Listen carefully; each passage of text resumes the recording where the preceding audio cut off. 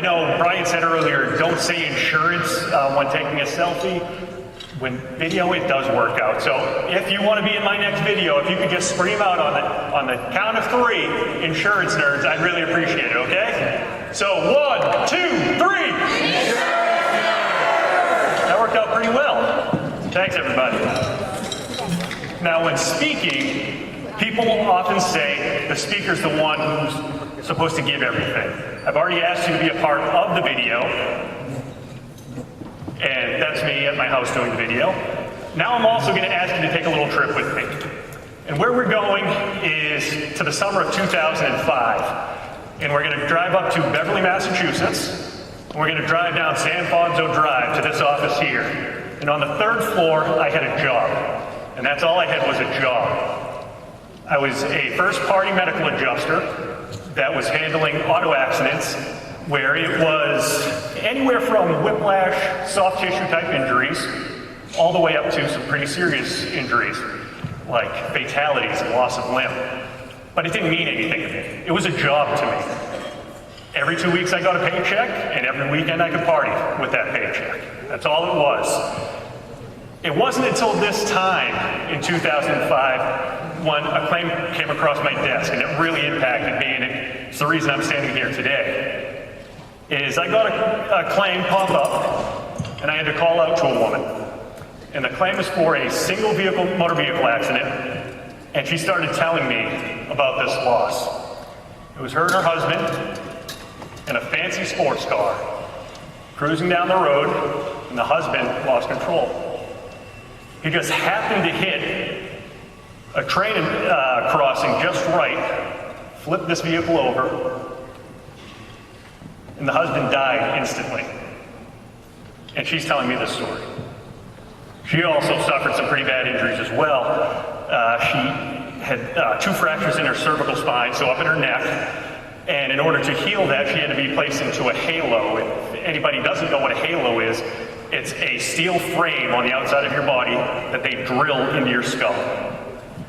And typically you should be in it for about 6 months. She was in it much longer than this. So, again, I'm talking to this woman, and she needs my help. A 25-year-old punk kid that's partying on the weekends. And I'm thinking, where do I get off doing this? Now, thankfully, at my company, they sent me through a bunch of classes, and it's the negotiating, the evaluating, policy interpretation, right, Bill? And then they had a couple others, too, like active listening and empathy. Because that's the most important thing to the claims professionals, is the listening, the caring, and the empathy. Because that's what we're there for, is to help these people through a terrible tragedy, which I did with this woman. And during this call, which we talked for about 45 minutes, her crying her eyes out, and I can honestly say I was crying. And I know Carly mentions this, it's some story, and I'm sorry if I'm telling the story right, Carly, that she was speaking to an executive that said, if you're in a claims unit and your neighbors around you haven't been emotional, brought to tears at some point, you're probably in the wrong company or the wrong department. And I couldn't agree more. Because at that moment, I was what she needed. Again, it was me. And I was able to do that through listening, caring, empathy. You're going to hear me say these over and over again.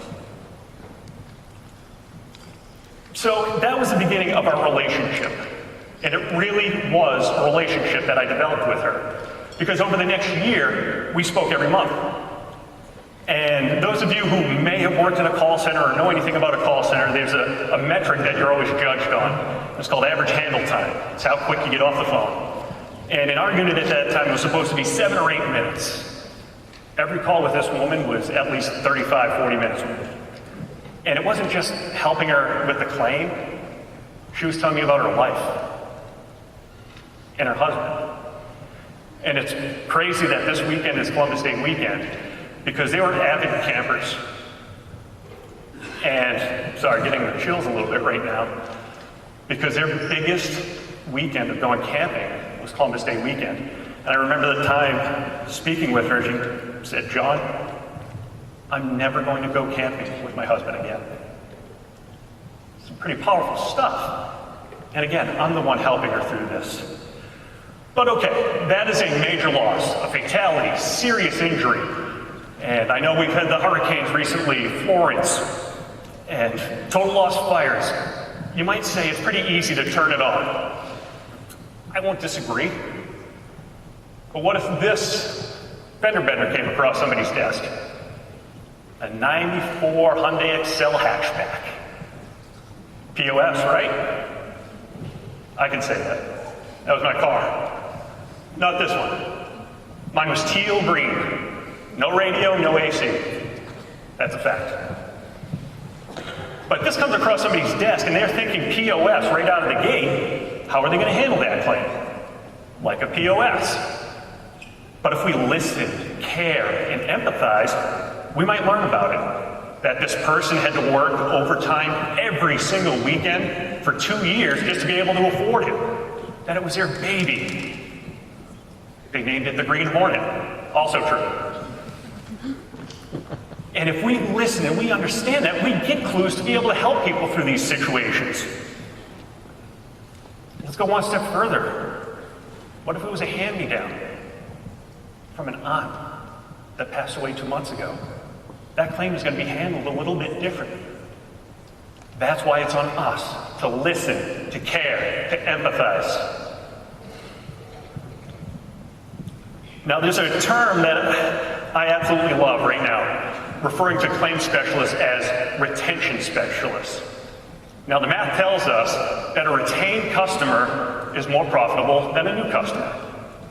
So it's those front lines claims people that are having that last interaction with somebody that decides if that's a wow moment and you have a customer for life, or you just put them through a difficult process and they go and find another carrier to service them.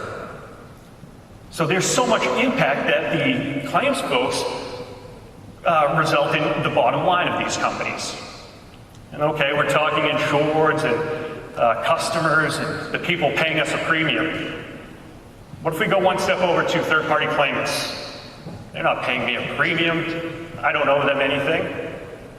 Okay, what if you take care of that person so much more than their own company does?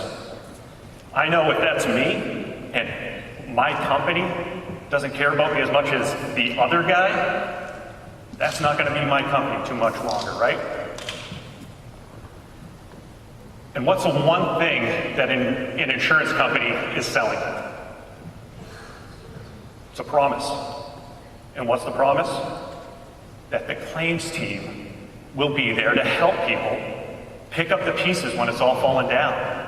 The claims team are the ones that are assisting people through these situations. Sorry, it didn't click through. So let's go through it one more time here. It's the claims people that are helping everybody by listening, caring, and empathizing. They're the retention specialists that are holding on to the business to ensure that the profitable business is sticking around. They're the marketing specialists that are driving in new business. And they're the ones keeping the promise to assist when the people need us the most. So with all of that being said, how is it that claims is not the place to be? Thank you very much.